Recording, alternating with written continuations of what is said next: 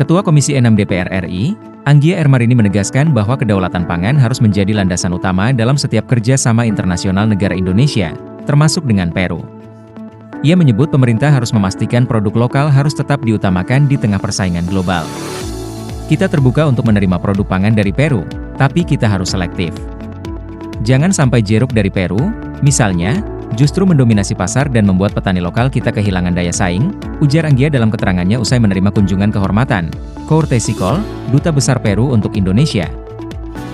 Luis Raul Suboyama Galvan di Gedung Nusantara 3, DPR RI, Senayan, Jakarta, Selasa, 19 November 2024.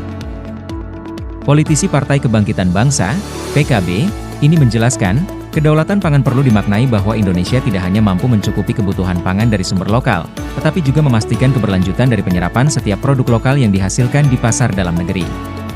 Ia pun meyakini pentingnya perlindungan terhadap produk pertanian domestik.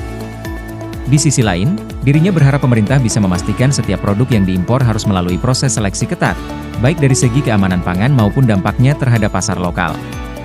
Langkah ini, menurutnya, tidak hanya melindungi petani, tetapi juga menciptakan ekosistem perdagangan yang bermutu dan adil. Ketahanan pangan itu tidak cukup untuk memastikan produk lokal bisa bersaing di pasar global, tapi kita harus memastikan kedaulatan pangan. Kedaulatan ini adalah soal kontrol. Kita harus memastikan pangan kita dikuasai oleh bangsa sendiri. Kita harus cek keamanan produk impor.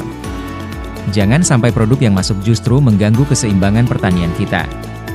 Ini soal keberlanjutan produk lokal kita di masa depan, ujarnya. Komisi 6 DPR RI, lanjutnya, akan terus memantau kebijakan terkait impor dan kerja sama internasional untuk memastikan kepentingan domestik tidak dikorbankan. Ia berharap kerjasama dengan Peru tetap fokus pada isu strategis yang dapat saling menguntungkan, seperti teknologi dan investasi, tanpa melupakan perlindungan terhadap pangan nasional. Kita ingin kerjasama ini menjadi momentum untuk tidak hanya maju bersama, tapi juga menjaga identitas dan kedaulatan kita di sektor pangan, pungkas Anggia.